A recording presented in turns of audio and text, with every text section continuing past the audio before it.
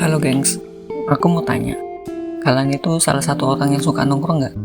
Jika iya, maka kita sama. Aku juga suka nongkrong.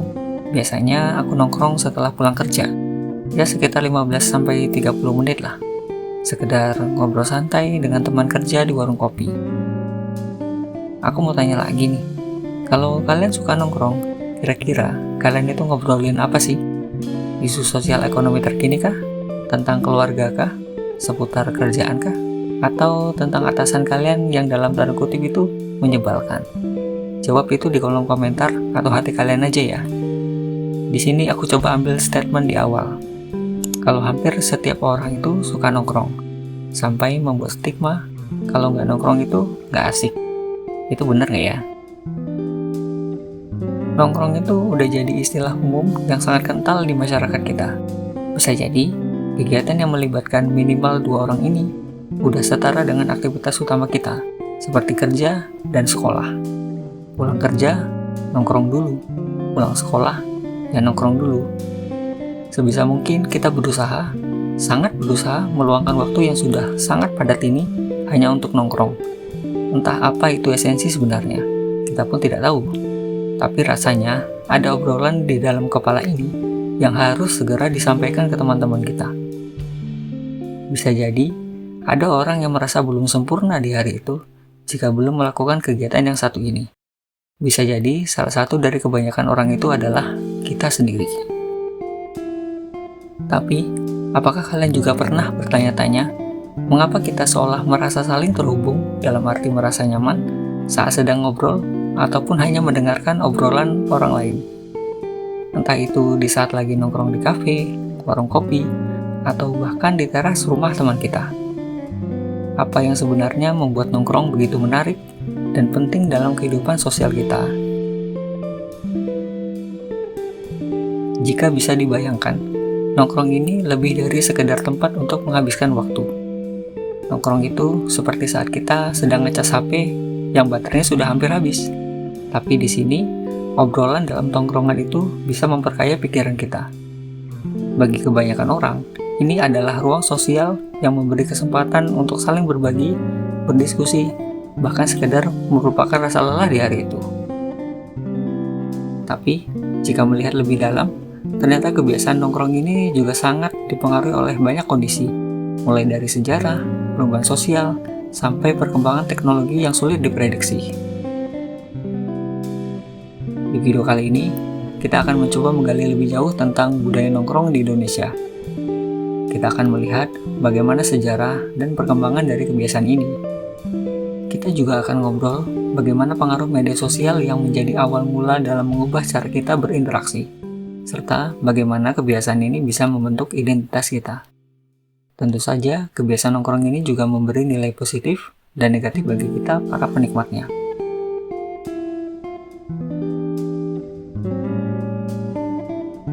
Dulu, tahun 2012, pernah ada satu artikel dari New York Times yang menulis tentang 7-Eleven yang menemukan cara berbisnis di Indonesia.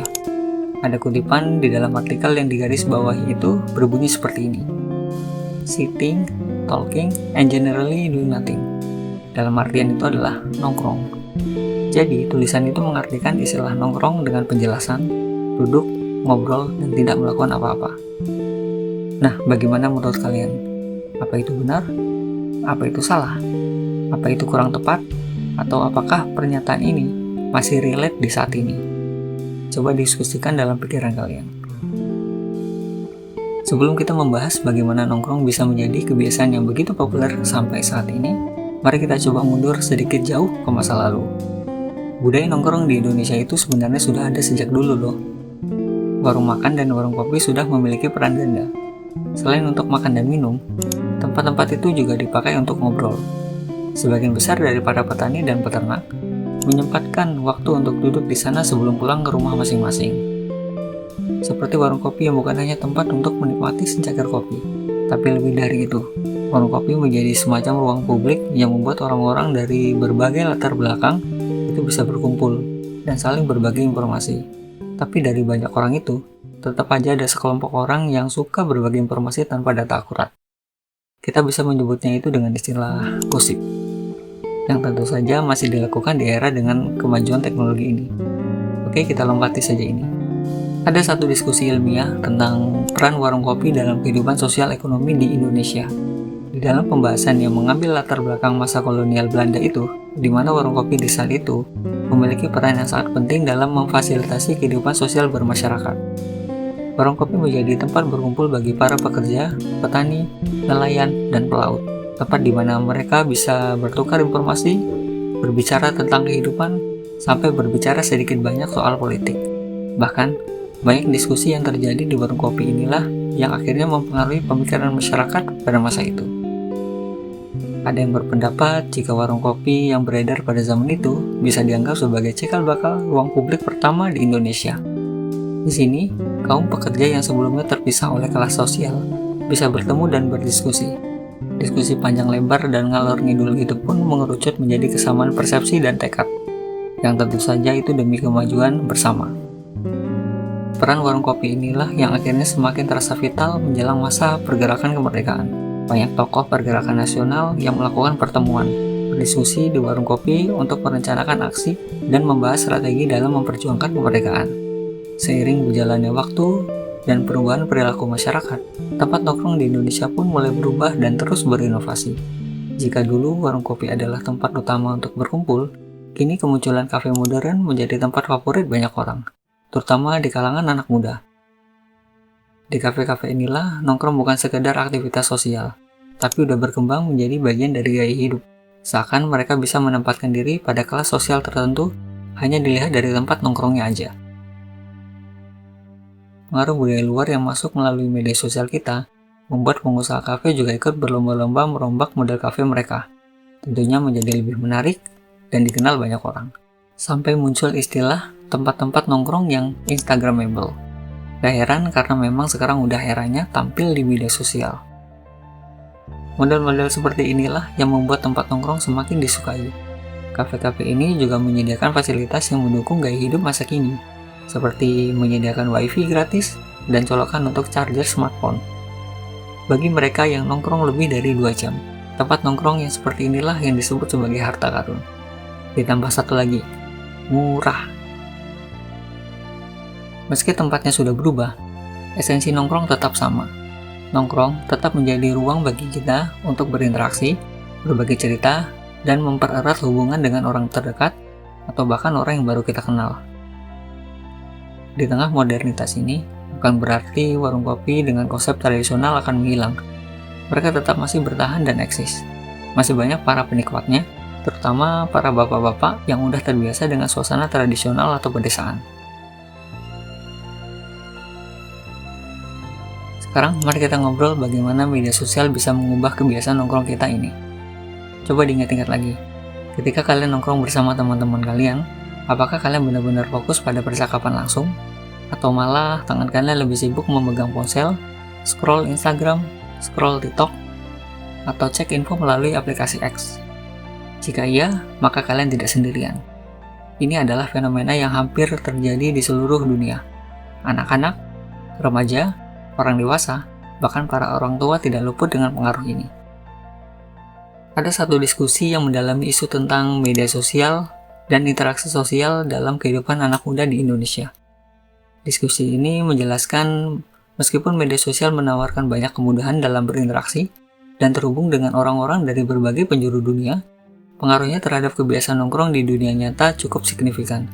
Kita ambil contoh, ketika kita duduk bersama, alih-alih berbicara langsung, banyak orang yang lebih memilih untuk berbagi momen di media sosial, atau yang lebih anehnya, malah asik sendiri berbicara dengan orang lain di luar tongkrongan. Mereka berbicara melalui aplikasi chatting seperti WhatsApp. Tentu saja itu mengurangi kualitas interaksi sosial secara langsung. Terus apa tujuannya kita nongkrong kalau masih sibuk chattingan dengan orang yang jauh di sana? Fenomena ini tidak terjadi begitu aja, ada proses panjang di dalamnya. Fenomena ini tidak hanya terjadi di Indonesia, tetapi juga di banyak sisi dunia. Media sosial seakan telah membuat banyak orang merasa terhubung secara virtual. Tapi pada kenyataannya, membuat mereka malah terisolasi dan tenggelam dalam kesepian. Jika kita kotakkan dampak media sosial, maka bisa diambil dua sisi, Di satu sisi, kita bisa berbicara dalam tanda kutip dengan orang banyak dalam waktu singkat melalui media sosial. Namun di sisi lain, kita kehilangan kedalaman percakapan yang hanya bisa terjadi ketika kita berinteraksi secara langsung. Setiap tempat tongkrongan memiliki karakter yang unik, yang mencerminkan identitas orang yang berkumpul di sana. Misalnya aja, kalian pasti pernah melihat komunitas motor yang sering nongkrong di warung kopi sederhana atau klasik, dan komunitas anak kreatif lainnya yang lebih memilih kafe modern yang nyaman dan tenang untuk bekerja atau berbincang. Tempat nongkrong seringkali menjadi simbol yang mencerminkan karakter dan minat sebuah komunitas. Dalam banyak situasi, tempat nongkrong bisa menjadi markas, di mana orang-orang dengan minat yang sama itu akan berkumpul, berbagi ide, dan mendukung satu sama lain.